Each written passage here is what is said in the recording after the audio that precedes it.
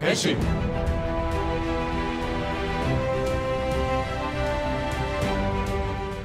Salut les Tokufor et bienvenue dans cette nouvelle vidéo où on va parler Kamen Rider, mais de la 11e série de la Heisei, le 20e dans la franchise, Kamen Rider Double.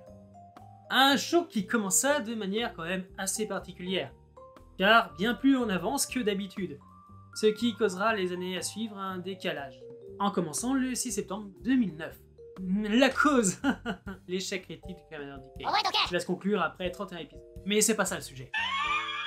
Dans la ville venteuse de Futo, Shotaro Hidari travaille comme détective privé avec son partenaire Philippe pour résoudre diverses affaires, impliquant des monstres appelés Dopen. Derrière cette menace, la mystérieuse organisation Muséum qui inonde la ville d'une nouvelle drogue, les Gaia Memories. Pour les contrer, Shotaro et Philippe s'unissent pour ne former qu'un seul héros, Kamen Rider Double. Ils seront alors bientôt rejoints par Akiko Narumi, l'héritière de leur agence, et l'inspecteur Ryu Terui, alias Kamen Rider Axel, pour arrêter une bonne fois pour toutes ce trafic qui gangrène. Mais un grand mystère subsiste. Qui est Philippe? Quel est ce pouvoir dont il dispose? Et quel est son rapport avec les Gaia Memory?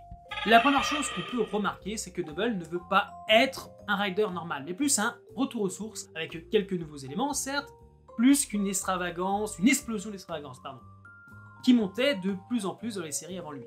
Ce qui est assez compréhensif à la suite de l'échec de Decade. La production a donc sans doute pu repartir sur une base plus saine, un territoire plus connu, pour éviter de perdre encore de l'audience ou simplement des spectateurs. La série se veut donc d'abord enchanteresse, séductrice, quelques sœurs de jazz, un détective qui soulage au dur à cuire, un partenaire au passé trouble, un peu de mystère et beaucoup, mais beaucoup de technologie. Durant la saison, celle-ci sera au cœur de l'intrigue, la mixant avec le concept simple de la drogue, nommé Gaia Memories, avec son classique dealer des rues, mais cette fois tiré à 4 épingles. C'est une sorte de moyen facile pour l'individu lambda d'arriver à ses fins sans effort, ou de combler un manque souvent lié à sa faiblesse humaine en les transformant en des créatures nommées Dopen.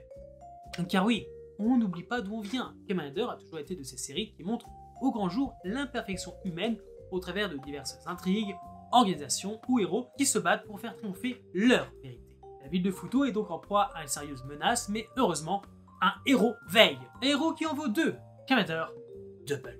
C'est la première particularité de la série. Même si on a bien un rider, ils sont deux à s'unir pour se transformer et combattre. En plus, nos deux héros sont tout à fait l'opposé de l'un de l'autre. Shotaro a un cœur d'or, mais pas trop brillant non plus.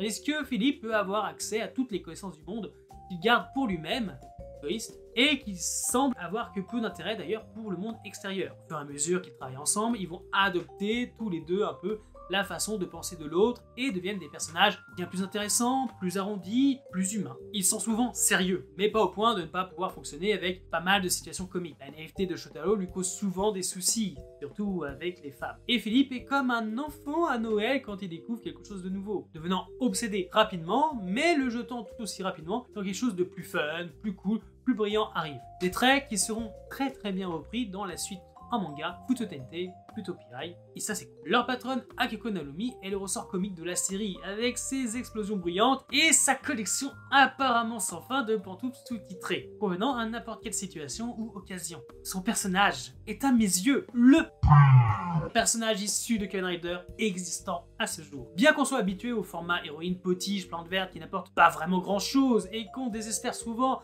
de voir apparaître des femmes fortes ou badass, la Toei nous sort cette année-là le personnage d'Akiko. Mal joué, chiant au possible, sans saveur ni intérêt, Akiko commence son aventure comme parfaitement ennuyeuse et insupportable et finira par devenir un peu plus supportable, mais juste un peu, avec l'arrivée de Ryu, un personnage plus sérieux et taciturne. Car comme on le dit souvent, les contraires s'attirent.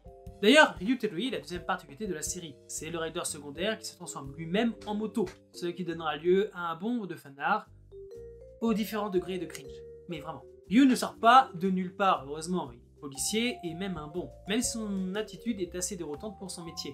Cela dit, il représente un bel hommage dans son association avec nos héros et de par sa propre condition aux séries où on pouvait voir la police et les riders travailler de concert pour sauver la population. Non, ne me posez pas de questions. Enfin, pas encore, sauf dans les commentaires. Mais en fait, à la manière de Shotaro et Philippe, Akiko et Ryu déteignent l'un sur l'autre et finissent par entretenir une toute autre relation. Histoire de désamorcer un peu l'atmosphère crypto-gay de la série. Bah ouais, attends, deux mecs qui s'unissent, qui s'emboîtent pour ne former qu'un. Les yaoïstes ne se sentaient plus là, je t'assure, vraiment.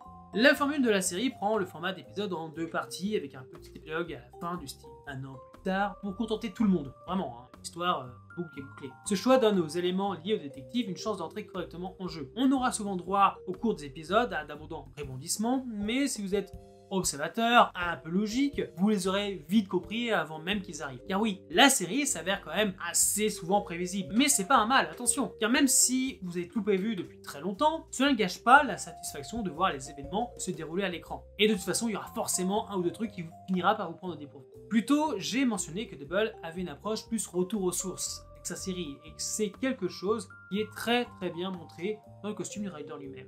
C'est un design très basique, assez épuré, mais efficace, avec le motif des deux personnes qui se reflètent vraiment que dans la coloration. Les 9 différentes formes n'existent que dans le jeu, les associations de couleurs, pouvoirs et de minuscules changements esthétiques. Joker est le plus agile, Cyclone est le seul silencieux dans le sens où pouvoir du vent, plus peut-être pour l'infiltration, Tiger un pistolet, Metal un bâton et Hit a le pouvoir du feu, quant à Luna, il permet d'étirer ses membres. Puis par la suite, toutes les cartes vont être redistribuées lors du power-up contre Joker. Cette fois, Philippe est le corps principal plutôt que Jotaro. Mais le design de base emblématique ne sera pas du tout compromis. Pour moi, s'il y a bien une forme qui sort vraiment du lot dans Double, c'est bien celle-ci. C'est clairement ma favorite. Elle est plus agressive avec ses pics un peu partout, plus sauvage, j'adore. Quant à la forme finale, Double Extreme, bof. Le design de base est toujours respecté et on nous offre une sorte de logique et classique Pokévolution ou Digivolution. Mais c'est tout quoi, c'est pas fou non plus. Pardon ? Ah ! Pourquoi je suis passé de Forge à Extreme ? Bah tout simplement parce qu'à l'époque, on n'avait pas encore le concept hyper redondant, enfin cette fois il l'avait oublié, de forme de mi-saison. Le truc juste avant la forme finale. C'était pas encore un truc qui revenait. Axel, quant à lui, aura aussi droit à sa petite évolution, mais ça va rien transcender, car à part la perte de quelques éléments, ce sera guère plus que de simples skin couleurs. Et puisqu'on est sur l'apparence, allons jeter un œil côté obscur. Chaque Gaia Memory incarne quelque chose de différent. Il n'y a pas d'esthétique unique et définie pour chacun. C'est quelque chose qui fonctionne à la fois comme une bénédiction ou une malédiction. Bien qu'ils soient tous différents, il y a clairement un manque d'uniformité qui signifie que certains se pensent considérablement meilleurs que d'autres. Cela d'ailleurs n'aide pas vraiment que la série s'ouvre sur des designs ternes comme T-Rex ou Moni. Et même des designs bien supérieurs comme Terror, Claydol ou Smilodon peuvent diviser l'opinion. Parce que bon, chacun ses goûts. On peut peut-être se dire que les conceptions les plus faibles ne font que rendre les meilleures plus accrocheuses. Par exemple, Wither, Nazca et Taboo ne déçoivent absolument pas.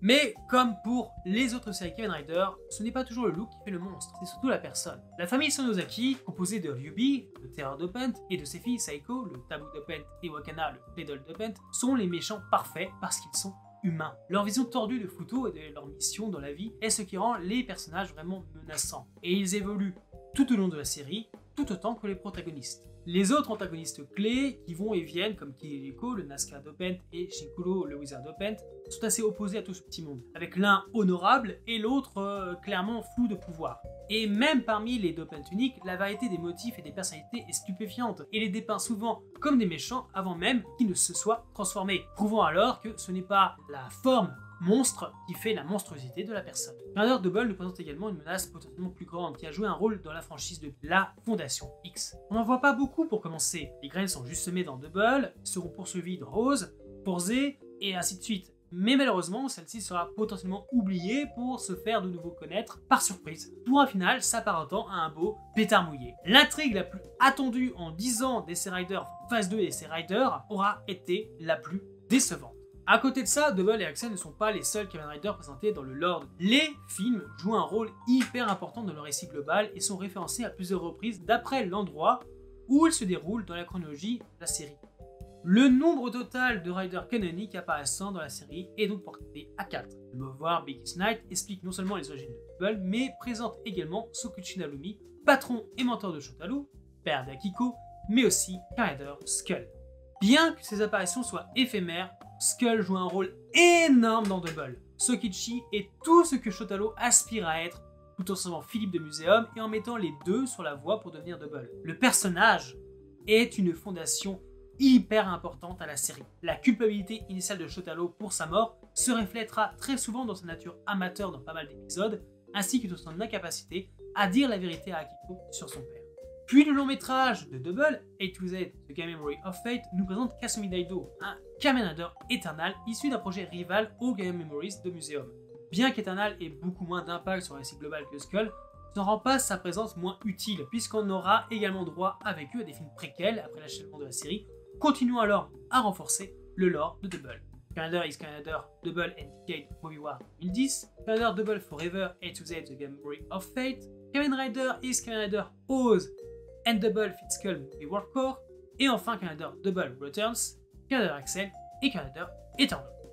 Bien, je pense vous avoir brossé quand même un portrait plutôt positif de la série, non? Pourtant, elle ne fait absolument pas partie de mes favorites et est à mes yeux loin d'être un must que certains vous vanteront. Pourquoi? Tout simplement parce que Double est beaucoup trop surévaluée. Pour la simple et bonne raison qu'elle est sortie après Decade, la série ayant été à l'époque la plus grosse déception de la franchise. Bon, par la suite, on va voir X-Aid et Zio, mais en fait, on aurait pu mettre tout et n'importe quoi après Decade, ça aurait paru génialissime. Perso, même si on m'avait mis X-Aid après Decade, j'aurais trouvé ça génial. Double n'est pas un must, c'est une série classique et même trop classique. Évidemment, comme je l'ai dit plus tôt, il y a quelques trucs nouveaux et particuliers qui sont introduits, mais la série manque concrètement de balls in the table. Il manque une certaine petite prise de risque pour la faire décoller de son statut actuel. Pour moi, les Riders redécolleront qu'avec Oz et graviront les échelons à chaque nouvelle série pour redescendre un peu à Ghost, beaucoup à X-Aid, redécoller x1000 à Build et se cracher à Zio. Kamen Rider Double n'est pas une série sans faille, mais ses défauts sont soit des choses dues à des préférences personnelles, soit au fait que elle est trop sage, trop dans la sécurité. Les personnages sont bons et brillants, l'histoire est intéressante, les formes sont loin d'être dégueu, et le lore se construit et se renforce constamment. C'est une série avec des intrigues engageantes qui marchent bien, beaucoup d'actions et des thèmes qui virent souvent dans un territoire où la télévision occidentale pour enfants ne s'aventure pas. Alors pourquoi avoir imposé toutes ces limitations qui finalement frustrent plus qu'autre chose? Ceci dit, je recommanderais beaucoup Double comme une saison qui ne plaira pas seulement aux fans de Tokusatsu, mais aussi à ceux qui cherchent à découvrir le genre. C'est un bon premier pas dans l'univers, je pense. Maintenant parlons un peu de Futo Tente, Futo PI. Si vous êtes à jour, vous savez que les éditions Michel Lafon ont sorti le manga, renommé Futo PI en France, et il y a actuellement 3 tomes. Et ce manga est la suite officielle de la série Tokusatsu. Personnellement, je salue bien évidemment l'initiative de faire connaître le Tokusatsu en France par tous les moyens et formats existants. Ceci dit, bien que le manga aborde certains faits de base, pour comprendre l'univers, j'encourage beaucoup ceux souhaitant assurancer dans sa lecture à d'abord regarder la série télé avant de lire cette suite, pour avoir bien connaissance du lore. Évidemment, ce n'est pas une obligation, car le manga donne des bases nécessaires, mais personnellement je trouve ça mieux. C'est une simple préférence personnelle, certes, mais parfois il va y avoir dans le manga des références à quelque chose d'important que vous n'aurez pas forcément vu, et ça risquerait de vous spoiler. Mais ce n'est que mon avis, encore une fois. Et pour ceux connaissant l'univers, je suis sûr que vous vous demandez quand le manga se situe chronologiquement. Alors bien évidemment, après la série, ça semble logique, mais plus précisément après le film Kamen Rider X Kamen Rider Pose and Double Featuring Skull Movie War Core, qui montre le mariage d'Akiko et Ryu, soit potentiellement 1 an ou 2 après la série. Et Shotaro est d'ailleurs connu pour être le détective qui retrouve des chats. Mais également, et ça c'est important, avant le Drive Saga Kamen Rider Chaser issu de Kamen Rider Drive, où on découvre que Futo a une frontière commune avec la ville que protège Shinosuke, et que Ryu a eu une fille avec Akiko. Pauvre. Voilà, j'espère que la vidéo t'a plu, on se retrouve un de ces 4 pour une nouvelle. Alors en attendant, n'oublie pas que pour suivre toute l'actualité du Tokusatsu, pour être à jour quand il faut, c'est sur une seule adresse que ça se passe, le site yourshop.com, et bien sûr sur tous nos réseaux sociaux, donc n'hésite pas à t'y abonner si ce n'est pas déjà fait, les liens sont en description. Et puis bien sûr, n'hésite pas à liker, commenter, partager cette vidéo, activer la cloche, et bien sûr t'abonner. Sur ce, à bientôt les